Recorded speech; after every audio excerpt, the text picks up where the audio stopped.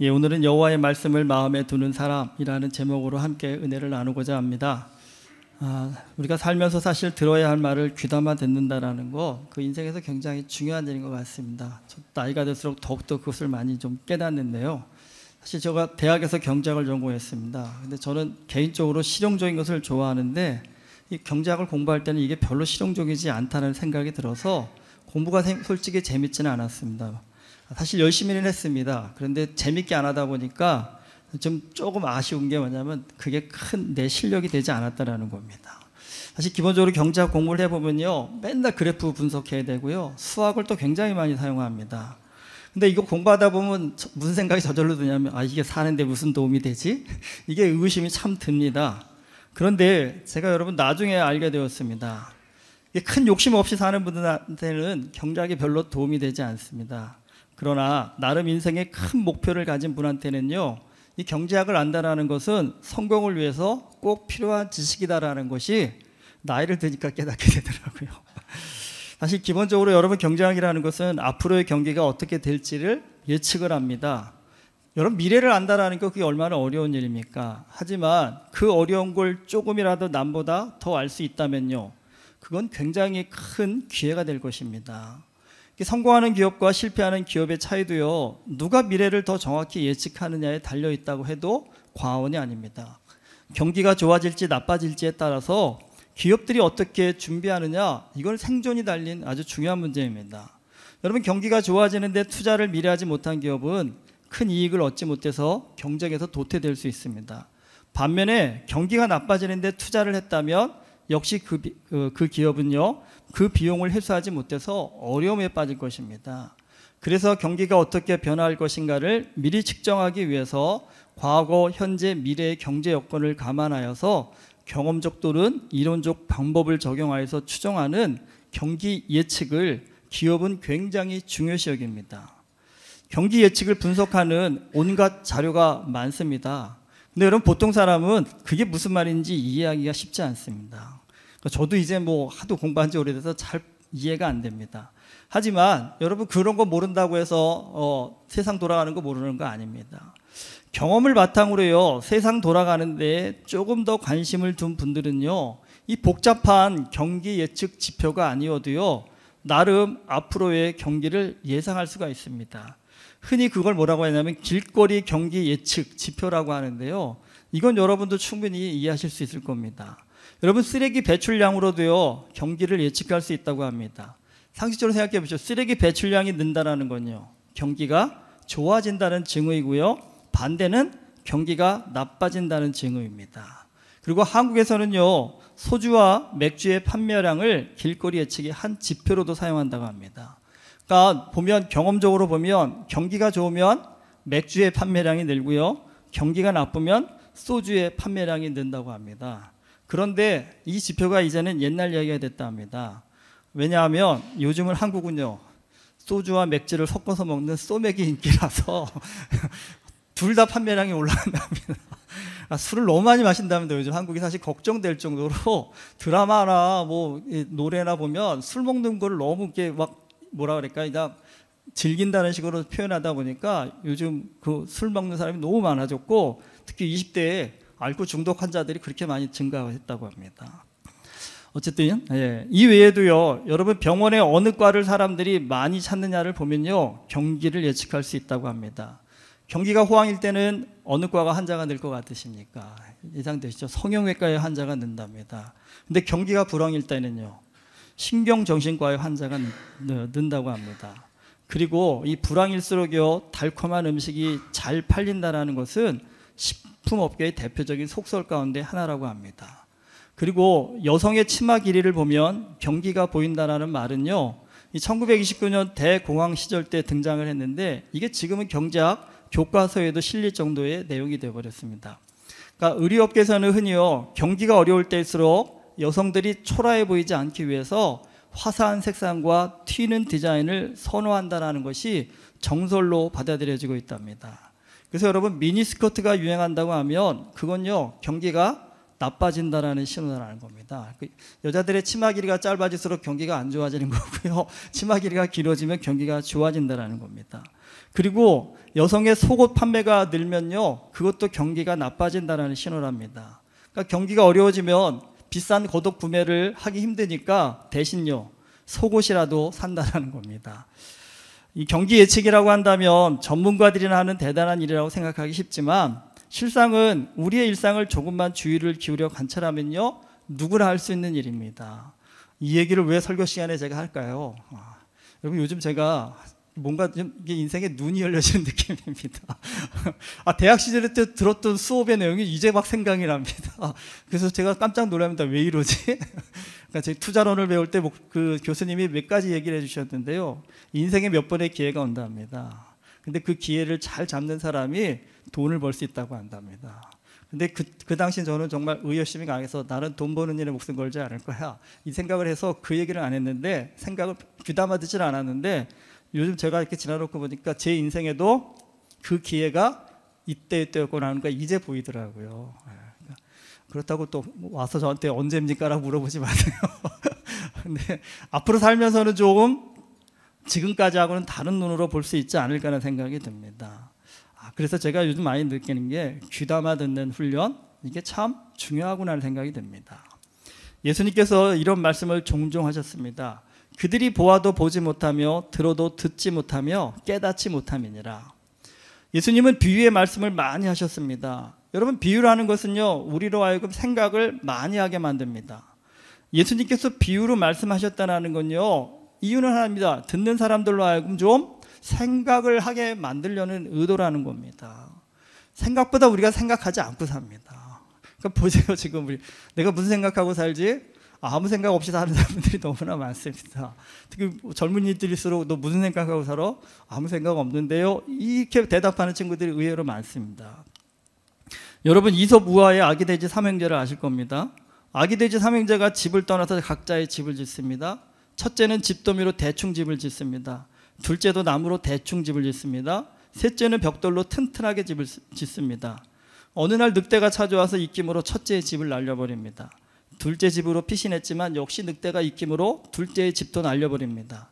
그리고 셋째 집으로 피신을 합니다. 근데 늑대가 아무리 입김을 불고 몸으로 부딪혀봐도 셋째의 집은 도저히 부서지지 않습니다. 그래서 굴뚝으로 들어가다가 셋째가 준비한 끓는 물에 빠져서 엉덩이에 화상을 입고 멀리 도망을 간다는 내용입니다. 여러분, 이 우화의 교훈이 무엇인지 다 아시지요? 이게 시간이 걸리고 힘들어도요, 기초를 탄탄히 다져야 한다는 겁니다. 그런데 제가 몇 번 말씀드렸겠지만 이 우화를 10여 년 전에 캄보디아에 가서 유치원 선생님들한테 알려줬더니 선생님들이 이 교훈으로 아이들에게 뭐라고 얘기하셨게요? 기억나십니까? 여러분도 돈 많이 벌어서 벽돌집 짓고 사세요라고 그랬답니다. 여러분, 가난한 캄보디아에서는요, 벽돌집이 부자의 상징입니다. 지금은 많이 좋아졌지만 사실 10여 년 전만 가봐도 벽돌집을 찾아볼 수 없었습니다. 대부분 집과 나무로 지은 그런 허름한 집이었습니다. 그러니까 그 선생님들에게는 기초를 탄탄히, 이런 내용보다는요, 벽돌집에 사니까, 부잣집에 사니까 괜찮구나, 좋은 거구나, 이 생각을 하게 됐다는 겁니다. 여러분, 그만큼 똑같은 우화를 들어도 그 우화에서 주는 교훈이 뭔지를 생각에 따라서 달리 받는다는 겁니다. 여러분, 예수님께서 전하시고자 하는 말씀의 핵심이라는 것, 이 땅에서 잘 먹고 잘 살라가 아니었습니다. 천국이었습니다. 천국. 어리석은 이 땅의 욕심을 내려놓고 하나님의 나라를 너희가 바라볼 수 있다 한다면 지금의 고통, 가난, 괴로움을 이겨낼 수 있는 신령한 은혜가 하늘로부터 임재한다는 겁니다. 그렇다 한다면 너희는 그 순간 이 땅에서도 천국을 누리며 살 수 있는 하나님의 사람이 될 수 있다는 겁니다. 그런데 사람들은요, 자신들의 어리석은 욕심을 내려놓기보다는 예수님을 이용해서 그 욕심을 채우는 일에만 관심을 뒀다는 겁니다. 그러니까 이런 사람들은 예수님께서 비유의 말씀을 하시면 왜 이렇게 어려운 말만 하냐고, 쓸데없는 말만 하냐고, 나 병 고쳐달라고, 나 돈 벌게 해달라고, 나 성공하게 해달라고, 그런 기적을 좀 베풀어 달라고 거기에만 생각이 꽂혀 있었지, 저 말씀이 도대체 내 삶 가운데 무슨 교훈이 되고 나로 하여금 삶을 어떻게 살기를 원하셔서 저 말씀을 주셨을까라는 이런 깊은 생각으로 나아가는 사람이요 많지 않았다라는 겁니다. 살다 보면 여러분, 돈 때문에 인간관계가 깨진 분들이 은근히 많습니다. 그런데 그런 분들이 그 돈에서 얻는 교훈이 뭘까요? 많은 분들이 그렇게 생각하시더라고요. 내가 돈이 적어서 무시받은 거야.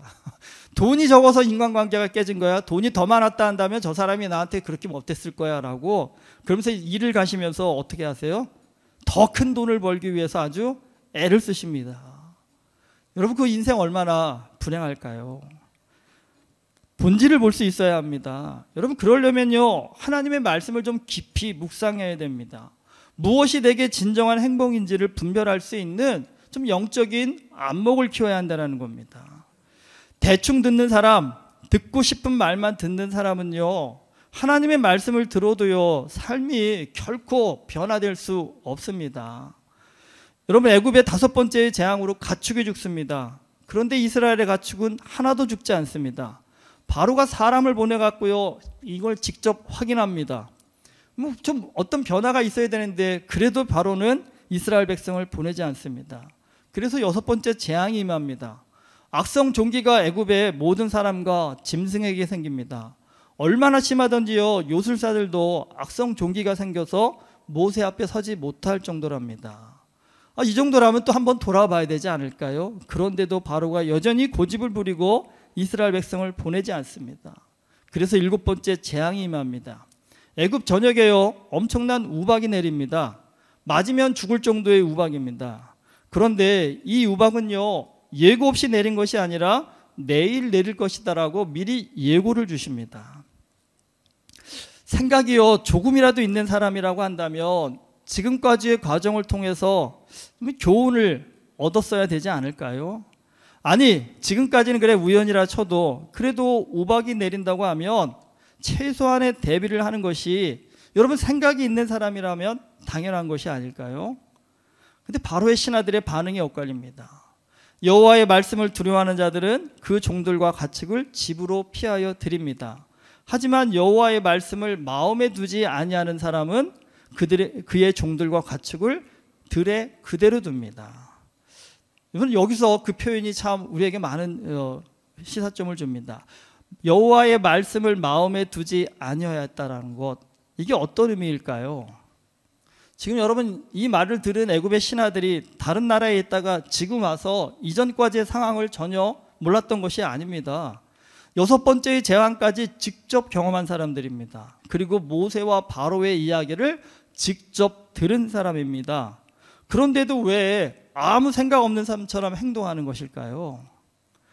여러분, 이 사람들이야말로 보아도 보지를 못하고요 들어도 듣지를 못하는 사람들입니다. 여러분, 이 사람들이 누굽니까? 애굽의 높은 자리에 있는 사람들입니다. 그러니까 세상 말로 하면 배울 만큼 배웠고 가질 만큼 가진 사람들입니다. 그런데도 불구하고 이들에게는 왜 듣는 귀가 없었을까요? 여러분, 그게 오히려 그 가진 것, 배운 것이 오히려 그들을 어리석게 만드는 이유가 되었다는 겁니다. 가만 보면 인생 돈과 권력만 있으면 돼. 여러분, 이렇게 자기 생각에 꽉 찬 분들이 세상에 꽤 많습니다. 그러니까 세상을 오로지 돈과 권력만 바라보며 사는 분이 있습니다. 여러분, 그런 분한테 가가지고 돈과 권력이 인생의 전부가 아니야 라고 말한들 그분의 귀에 그게 들려올까요? 또 그러죠. 요즘은 여자는 얼굴만 예쁘면 돼. 요즘이 아니죠. 항상 역사상 항상 들려온 얘기죠. 그래서 여러분 어떻게든지 예뻐지려고 정말 눈물나게 노력하십니다. 근데 참 놀라운 건 요즘은 노력하면 바뀌더라고요. 예전에는 노력해도 안 바뀌는데 특히 한국 사회는 너무나 많이 바뀌더라고요. 연예인 데뷔 전과 데뷔 후를 보면요 비포 애프터가 너무 뚜렷하십니다. 근데 그게 뭐 성형 수술을 해서가 아니라 미용으로만 조절을 해도 그 정도의 변화를 줄 수 있다라고 합니다. 그래서 뭐 다들 예뻐지는데 목매고 사는지도 모르겠습니다. 근데 여러분, 정말 예뻐지는 곳에 목매고 사는 사람한테 야, 예쁘다고 행복해지는 건 아니야 라고 말한들 그 말이 그분의 귀에 들려올까요? 여러분, 어떨 때 우리의 말에 귀에 들려오는 기준은 뭘까요? 결국은요, 마음의 기준을 어디에 두느냐에 따라서 우리 귀에 들려오는 얘기가 결정이 된다는 겁니다. 마음의 기준을 어디에 두느냐에 따라서 우리의 눈으로 보는 것들이 결정이 된다는 겁니다. 마음의 기준을 돈에 둔 사람은 돈 얘기만 들려올 거고 돈만 보일 것입니다. 마음의 기준을 미모에 둔 사람은 미모 얘기만 들려오고 미모만 보일 것입니다. 그런데 중요한 것이 있습니다. 기준이 틀리면요, 결국 다 무너집니다. 기준이라는 것은 무엇입니까? 흔들리면 안 되는 것입니다. 변하면 안 되는 것입니다. 기준은 언제 어디서나 변함없어야 하는 것입니다. 그런데 돈과 미모가 언제 어디서나 흔들리지 않는 기준이 될 수 있을까요? 여러분, 이 땅 가운데 하나님의 말씀만이 변함없는 기준입니다. 이사야 40장 8절이 이렇게 말씀합니다. 풀은 마르고 꽃은 시드나 우리 하나님의 말씀은 영원히 서리라. 여러분, 오늘 내 삶의 기준으로 삼고 있는 그것을 한번 점검해 보십시오. 그것이 혹시 마르고 시드는 풀과 꽃은 아닌가요? 정말 내 인생의 끝날에도 후회 없이 붙잡고 갈 만한 그런 것인가요? 여호와의 말씀을 마음에 두어야만 여러분, 들어야 할 말을 듣고 보아야 할 것을 볼 수 있는 실력을 가질 수 있습니다. 우리 인생이 힘든 이유가 여러 가지 같지만 가만히 보니까 간단합니다. 들어야 할 말을 안 듣고요, 보아야 할 것을 보지 않기 때문이라는 것입니다. 그러니까 젊은 날에 왜 그렇게 방황할까요? 들어야 될 말을 안 듣고 보아야 할 것을 안 보기 때문에 방황하게 되고 시간을 허비하게 되는 겁니다. 어떻게 하면 들어야 할 말을 듣고 보아야 할 것을 볼 수 있을까요? 여러분, 여호와의 말씀을 마음에 두면 진리가 보입니다. 진짜가 보입니다. 진리를 알고 진짜를 볼 수 있는 사람이라고 한다면요, 어떤 상황에서도 바른 분별력으로 지혜로운 선택을 할 수 있습니다. 여러분, 오늘 내 귀에 들려오는 말들이 무엇인지를 가만히 분석해 보십시오.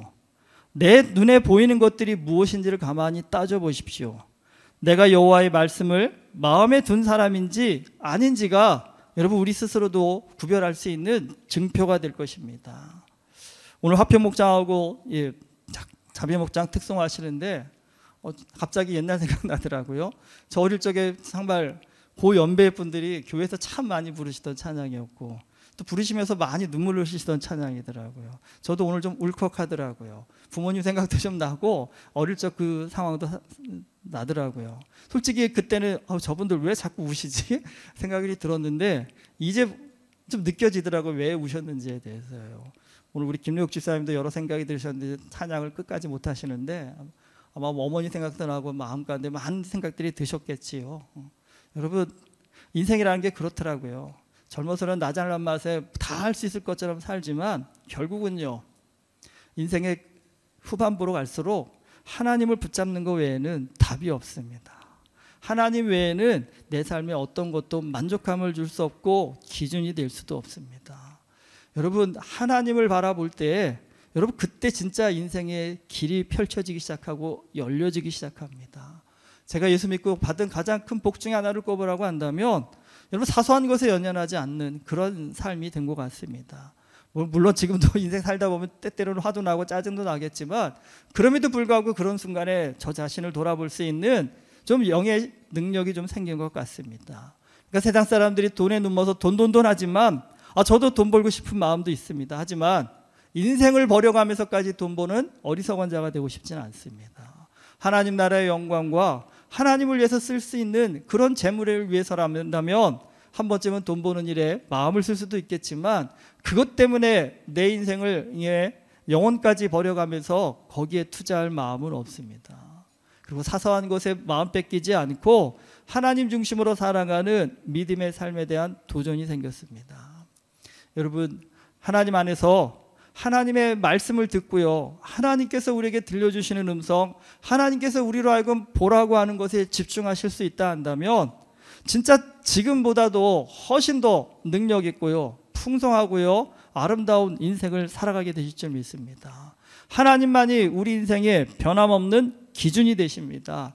여러분, 하나님의 말씀을 깊이 묵상하시고 그 말씀 가운데 삶의 진리가 어디에 있는지를 분별하여 깨달아 알 수 있는 이런 영적인 은혜를 우리가 가질 수 있다 한다면 우리는 세상 가운데서도 정말 천국에 사는 것과 같이 행복합니다라는 그 고백을 할 수 있는 믿음의 능력자가 될 수 있을 줄 믿습니다. 여러분, 변함없는 기준이신 여호와의 말씀을 좀 마음에 두어서 정말 듣는 귀가 열려져서 참된 복을 누리며 사는 우리 모두가 되기를 주님의 이름으로 축원합니다. 기도하시겠습니다. 하나님의 말씀은 아무나 깨달을 수 있는 것이 아닙니다. 그러나 하나님을 사모하며 그 말씀을 마음에 받아서 하나님, 나로 하여금 깨닫게 하여 주시옵소서라고 간절하게 기도하고 그 말씀 앞에 무릎 꿇을 수 있는 사람, 그 사람에게 하나님께서 진리를 알려주시는 줄 믿습니다. 아버지 하나님, 오늘 나는 하나님의 말씀 앞에 내 귀가 열려 있는지를 점검하게 하십시오.